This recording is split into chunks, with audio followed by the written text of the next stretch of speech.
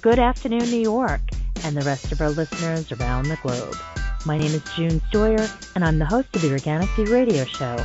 Our podcast is available on iTunes, Zune, and you can also visit our website at www.theorganicview.com.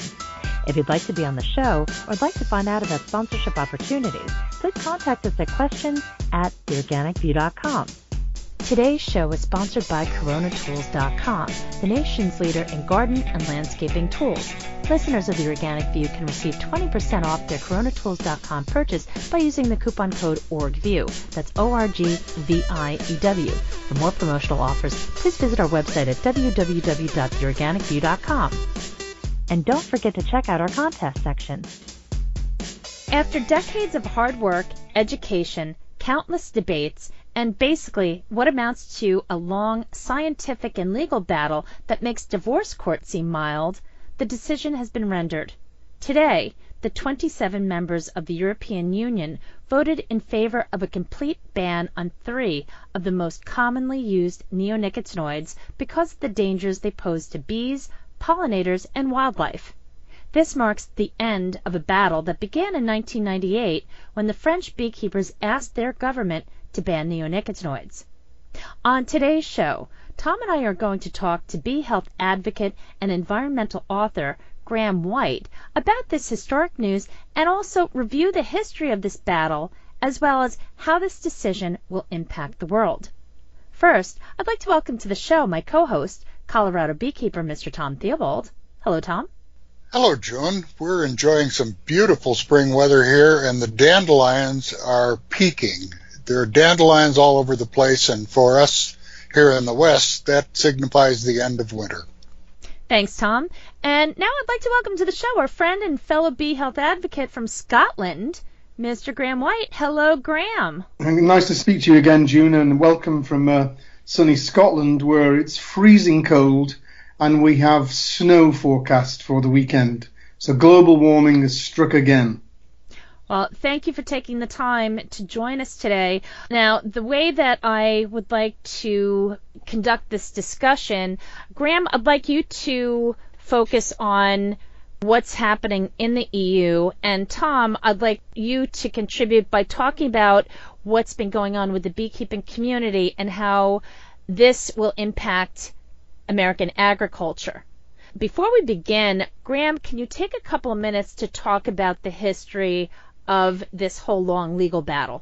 Sure. As you may know, neonicotinoids were invented around 1989, and the company Bayer acquired control of them in 1994, and they introduced them in France that year for use on sunflowers as a systemic insecticide.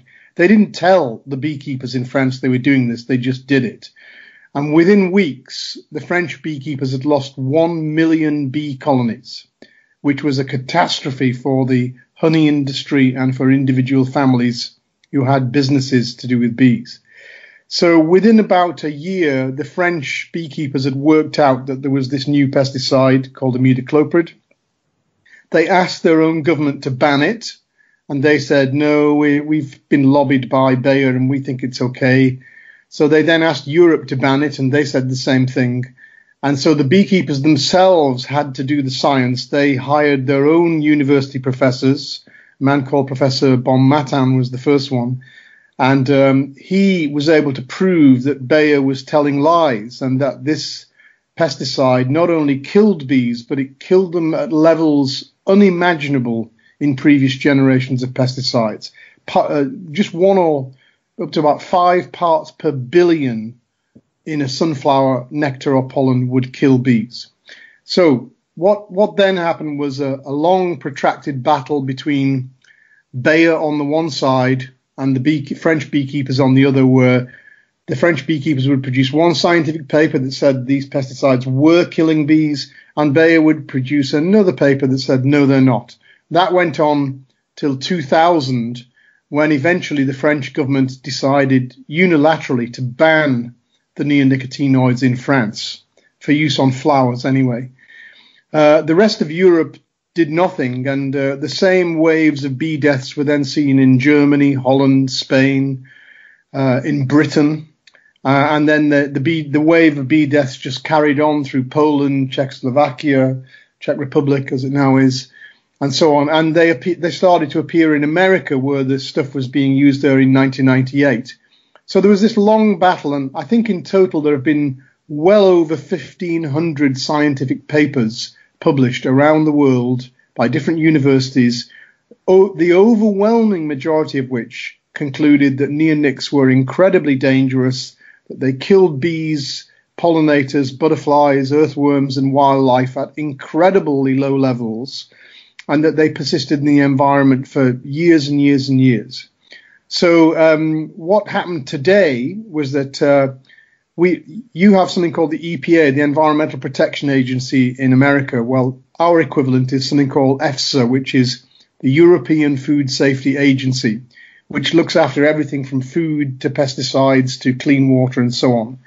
And last year, EFSA was asked to conduct a review of all these thousands of scientific papers and sum them all up and come to a definitive decision about whether this stuff kills bees or not. Well, they delivered that report in February, and what that report said was that there's absolutely no doubt scientifically whatsoever these neonicotinoids kill bees, earthworms, butterflies, beetles, everything at infinitesimally small doses.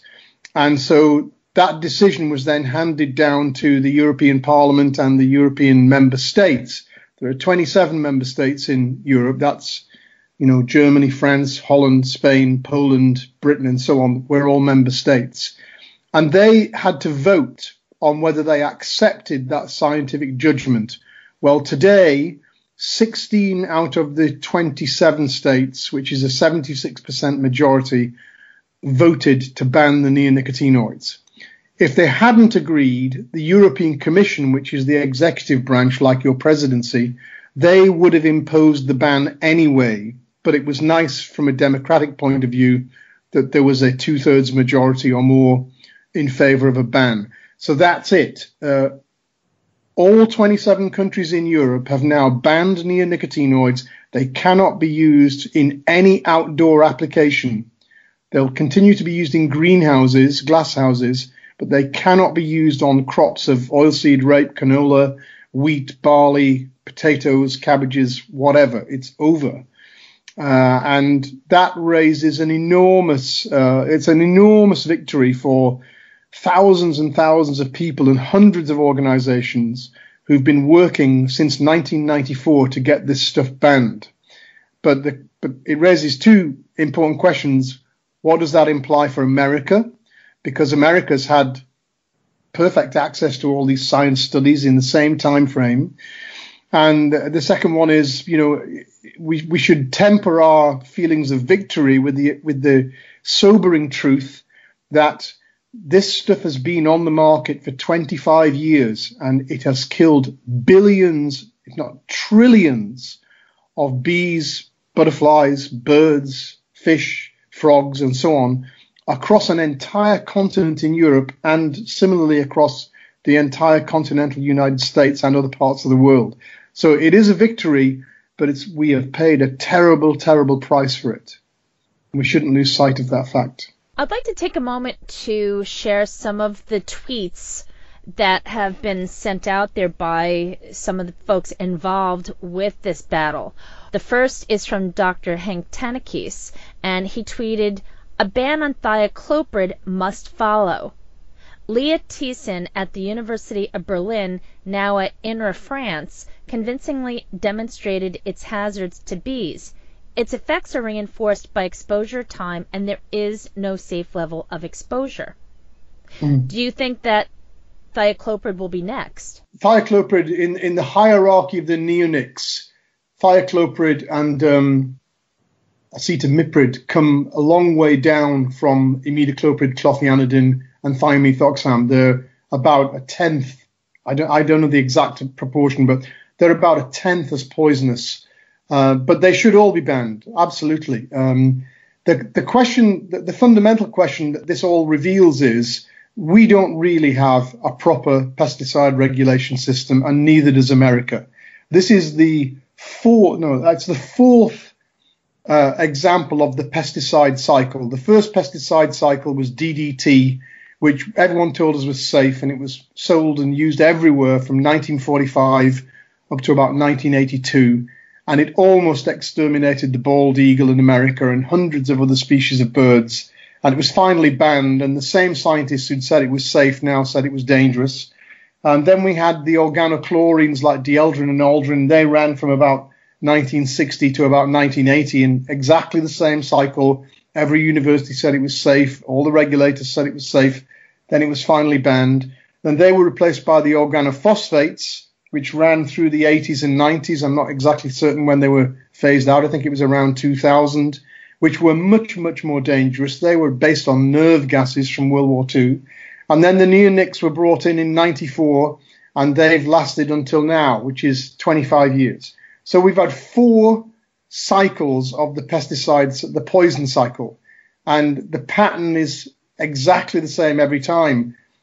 Hundreds and hundreds of millions, if not billions of dollars of public money are spent on funding agencies like the EPA and EFSA, who tell us that they've looked at all the studies the manufacturers provide, and all these things are safe. They're all going to, solve the pest problem and not harm wildlife. And 20 years later, they turn around and say, yeah, we were wrong. It kills everything. We're just going to withdraw it now.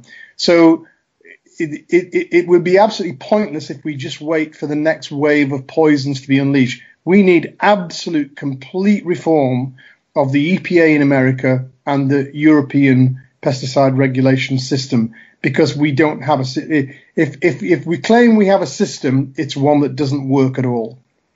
There was a quote in The Guardian by Professor Jeroen van der Sloot at the University of Bergen, Norway. And he said that neonicotinoids will continue to be used in flea treatments for pets and in stables and animal transport vehicles, which account for about a third of all uses. And he goes on to say environmental pollution will continue.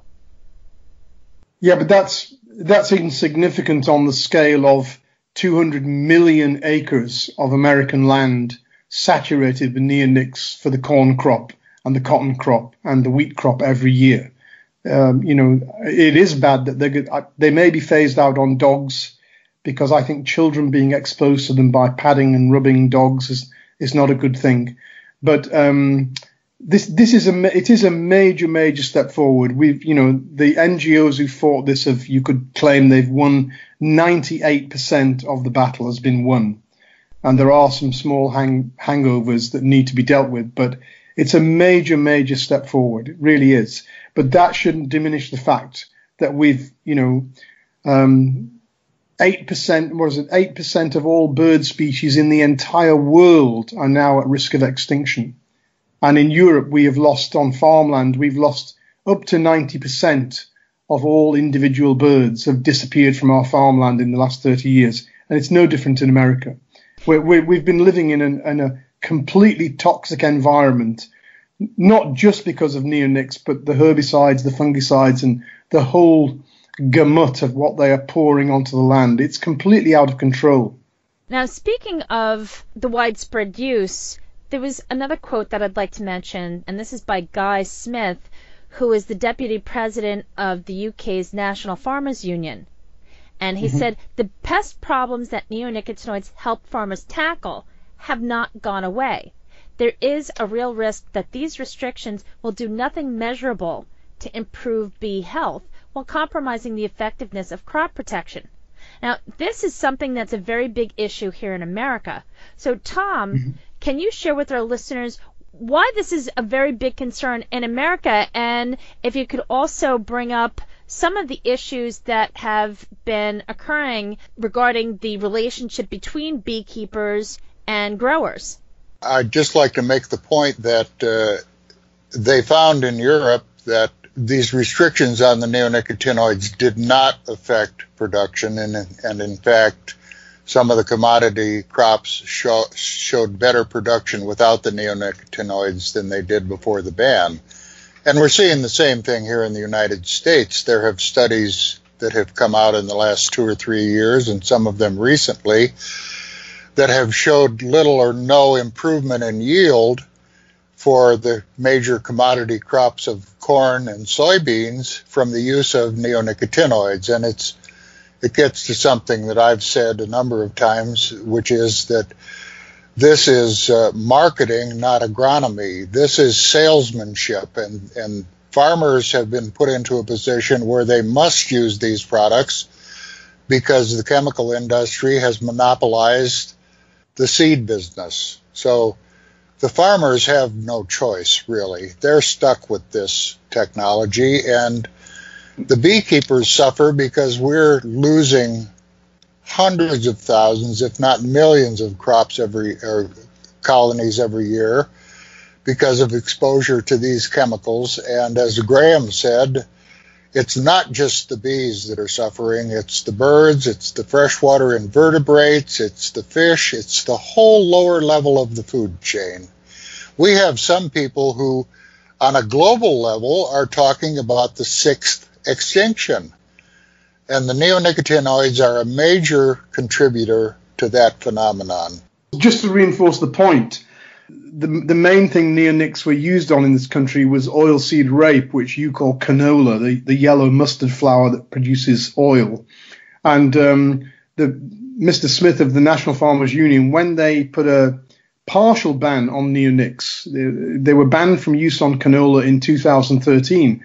And they said, oh, the entire canola crop's going to collapse. Britain's going to lose billions of pounds in income, and the entire farming industry is going to collapse. The next harvest, they had a bumper harvest. More oilseed rape was harvested than had ever been harvested in history. And the following 4 years have not been much different. So farmers, I think, are beginning to wake up that they've been conned. You know, so if you grow the same crop every year in the same field, corn, you build up the pest burden to an unacceptable level. If you rotate the crops and use corn one year, cotton the next, cabbages the next, potatoes the next, and so on, the pests that go with each crop can never get a hold because the corn pests wake up one year and go, oh, there's cabbages this year, we can't eat that. So those techniques go back centuries. We know, farmers know how to do that stuff. And there's been studies done by Christian Krupke, University, I'm not sure which, Chicago, I think it is. Purdue. Purdue, yeah, where he planted 500 acres of corn treated with neonics and another 500 acres that wasn't, and he showed no economic benefit. And he's done it for a number of years in a row. So it's all a con. It's marketing, as Tom says. Graham, in your opinion, do you think that this will influence the EPA in America to make more changes that will actually benefit the pollinators as opposed to what appears to be industry? I think there are a number of ways it might impact America and its pesticide regulation system. If Britain, as you know, is leaving the European Union, and one vision on the horizon is that we want more trade with America, so that we want a trade deal with the United States. If we go ahead and ban neonicotinoids, the Americans are going to have a hard time selling grain or oil or canola to us that is contaminated with a pesticide that's been banned in this country. So that's a potential hiccup, because the corn growers in America were selling into China, and they were selling an enormous amount of stuff. Hundreds of millions of tons of corn was going to China every year. And when America changed to genetically modified corn, the Chinese said, we're not taking it. And so the Americans said, OK, we'll just send you the non-GM corn. But it turned out when the corn ships arrived, they were contaminated with GM crops, and China refused to let them in. And that led to a lawsuit totaling well over $1 billion in the United States. So harmonization of pesticide regulations will have to come at some point. But, the big question for America is, does independent peer-reviewed science stand on both sides of the Atlantic? If the 27 countries of Europe accept that the 1,500 science studies done in universities all over the world are correct and true, why is it that the American EPA will not accept those science studies? Are they being honest or are they being dishonest? And Tom could maybe answer that better than me. Well, I see no sign at this point that the EPA is going to respond positively to these changes at all. And in fact, right now, the EPA is considering a request by the chemical industry to approve the aerial application of thiamethoxam on 165 million acres. The problem here is we have no EPA. The portion of the EPA that we deal with, the Office of Pesticide Programs, is simply an extension of the chemical industry and carries out the chemical companies' bidding. We're in the death grip of what I call CCC, which is criminal corporate capitalism. It's a system which considers only profit with complete disregard to the consequences. The neonicotinoids are billion-dollar products for the chemical industry. And the only reason they're billion-dollar products is because the chemical industry has done what it does so well, which is to externalize the costs. And those costs have come by way of the billions of dollars in damages that are done to the environment, to human health, to other life forms. And were those accounted for, these compounds would not be profitable. And as we talked earlier, they aren't that successful. Graham talked about the Krupke study. What Krupke found was that, first of all, the neonicotinoids were unnecessary because they were directed toward the corn rootworm, which only appears in, at best, about 10% of the growing situations. So in 90% of the cases, this is a premium price that the farmers are paying for no return whatsoever. There's no increase in yield. There's no improvement in their crop. And for those 10% that have the corn rootworm, the effect is to create a pesticide-resistant corn rootworm so that it can't be controlled. This is a very sick system. And overall, I'm working from memory here, but is it 20 million bee colonies that America has lost since 1998, or is it more than that, Tom? Well, you know, it's probably somewhere in that order, but there's a definite effort to hide these losses. The Bee Informed Partnership, for example, tries to explain away these losses and says that we're losing about 30 to 35% of our bees annually, which in itself is a disaster. But if you talk to the commercial beekeepers, what they will tell you is that for many of them, there's a complete loss of their operations in the course of a year. There's a complete turnover in their colonies. They start, for example, with 3,000 colonies. They lose a huge number of those. They split the remaining colonies. Some of those splits don't make it, and by the time the year is over, they may have replaced 120% of their base. So the actual losses are hidden. These are one of the implications of this is if international science accepts the European judgment and accepts that the science is valid, then logically a court in America could award costs to every beekeeper in America who's lost those 20 million hives at whatever it is, $500 per colony. And that would be probably the biggest lawsuit in American history. It's conceivable that that could happen. Well, if you look at the lawsuit that I'm one of the plaintiffs in, it's gone on for 5 years. In fact, I think that March was the 5th year anniversary, and there were a number of issues raised. The court pared that down to one issue, and that was that the EPA had systematically, over a period of several years, had systematically violated federal law in the registration of 59 different neonicotinoid products. Now, what the EPA has done along with its chemical co-conspirators, is to have dragged this out for 5 years and spent millions of dollars in taxpayer money to try to defend its right to violate the law. This is the system that we deal with. This is a criminal enterprise directed by the chemical industry. And someone should be held responsible. Well, some of these people should go to jail. This is a criminal conspiracy. Absolutely. Well, it'll be interesting to see whether someone makes the argument in the United States that this is now settled in Europe. It's settled science. It's the law. Neonicotinoids have been banned because they have been proven to kill bees and wildlife on a scale that is unimaginable. So the logic of that is that someone should be asking the EPA, if this science is so settled, why have you continued to license these pesticides in the United States when there is massive evidence that thousands of beekeepers have been driven out of business and have lost millions and millions of bee colonies worth billions of dollars? So well, this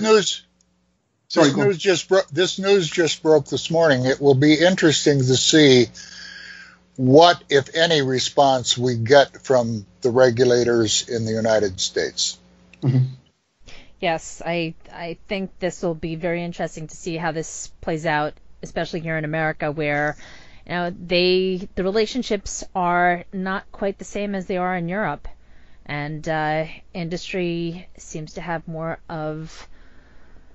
power here, unfortunately. So I think it's the same power. I think it's exactly the same power. I don't know what the background politically behind the scenes is to all this, but the same kind of conspiracy over regulation is going on in Europe as it is in America over food products, medicines and drugs, alcohol, tobacco. It's the same battle all the time, that the industry has all the money, all the lobbyists and all the political power, and the poor citizens are on the receiving end of whatever they dish out.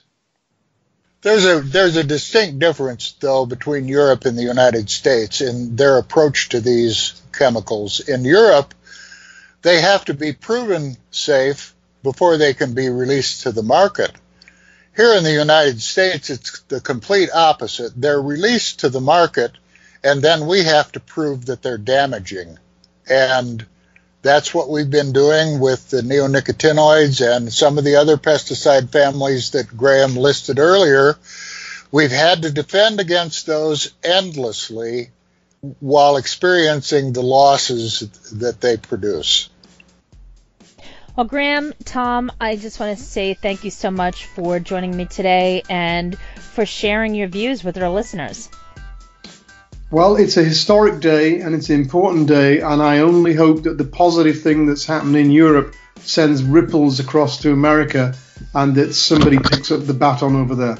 Graham, thanks for taking the time to talk. You're always very illuminating, and it's a pleasure to talk with you. We face similar problems, and June, thank you for providing a venue for us to speak out in. Okay. Folks, please check out the companion article, which will appear on theorganicview.com. Thank you for tuning in. This has been June Stoyer with the Organic View Radio Show. Have a great afternoon.